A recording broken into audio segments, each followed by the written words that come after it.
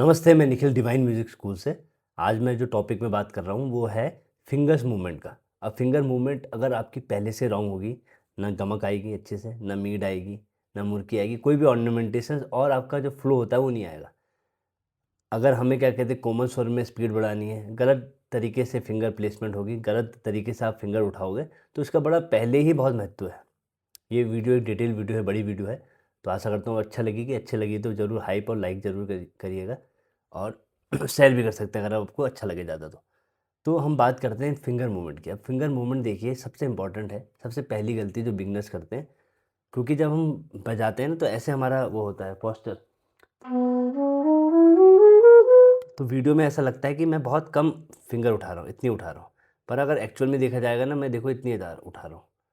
ये ऐसे तो लगी बड़ी कम उठा रहा हूँ, पर ये देखो इतना गैप 50% अगर गैप नहीं होगा तो आपकी साउंड जो होगी ना वो कम हो जाएगी। देखो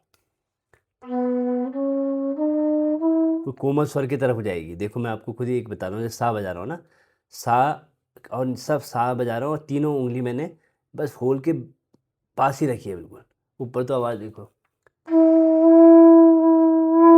तो आपको 50 से ऊपर ही उंगली उठानी है, और जितनी ऊपर उंगली उठाएंगे ना, बाद में जब जंप करेंगे तो उसका एक रोल भी है कि आप पुश करके चीज़ों को करेंगे। जब आप कमर यूज़ करेंगे, है ना? जब कोई आपको फ़ोर्स से आना होगा तो पास से नहीं होगा, ये ऊपर से लानी पड़ेगी। देखो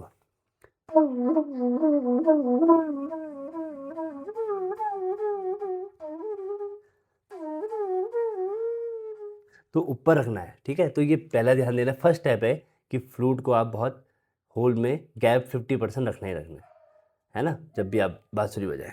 प्लस दूसरा क्या है, हम फिंगर कैसे कैसे उठाएँ? एक तो झटके से उठाते हैं बहुत लोग।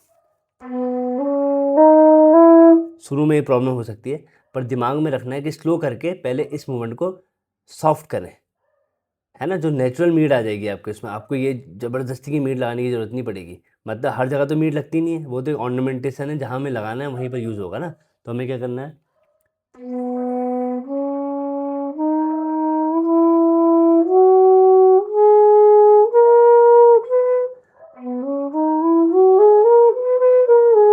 जब आपको ये स्लो में आ जाएगा तो फास्ट में भी आपकी मूवमेंट ऐसी होगी, झटके से नहीं होगी, ठीक है? दूसरा इंपॉर्टेंट फेज़ है हमारा कि जब हम कोमल स्वर बजाते हैं, उसमें हम क्या करें? एक तो मासूद भी ऐसे बजाते हैं हम। बहुत लोगों का होता है या तो हम ऐसे करें या हम ऐसे उठाएँ, ऊपर उठा लें। क्या मेथड सही है? ऐसे या ऐसे? देखो जब आपको स्लो करना है, बहुत स्लो बजाना है तो ऐसे तो चल जाएगा।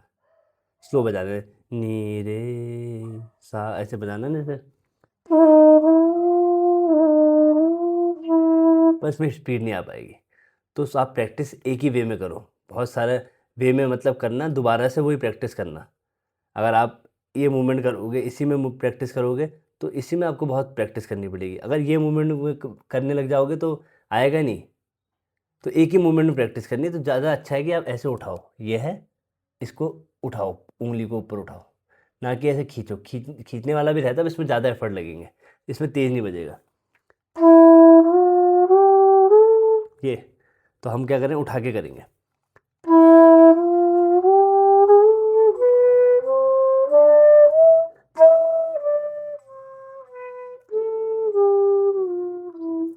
तो इसमें गमक भी आपकी आएगी, देखिए इसमें तो गमक नहीं बजा पाओगे ऐसे ना। अगर आपको गमक करनी है तो ऐसे नहीं हो पाएगी, इसमें हो जाएगी।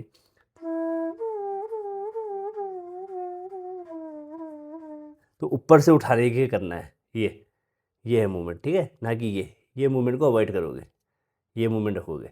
मीट के लिए भी यही है, मीट के लिए दोनों तरफ से एक्सरसाइज करनी है। अगर जब हमें कम मीट चाहिए तो ये उठाना चलेगा, ये वाला, और हमें ज़्यादा चाहिए तो ये ग्लाइडिंग वाला चलेगा। ये आपको दोनों करनी पड़ेगी। जैसे मुझे एक मीट है,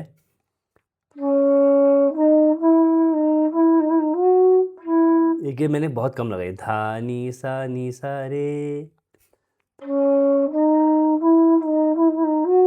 अब मुझे ज़्यादा मीट चाहिए तो मैं करूँगा, ये करूँगा, ये वाला मूवमेंट होगा ज़्यादा मीट में। क्योंकि देखो ये जब हम ग्लाइड करेंगे तो इतना आपको गैप मिल रहा है ये, और जब हम अप उठाएँगे तो थोड़े गैप में उठ जा रही है बाँसुरी, तो वो सुर बदल जा रहा है। तो जब हमें ज़्यादा मीट चाहिए,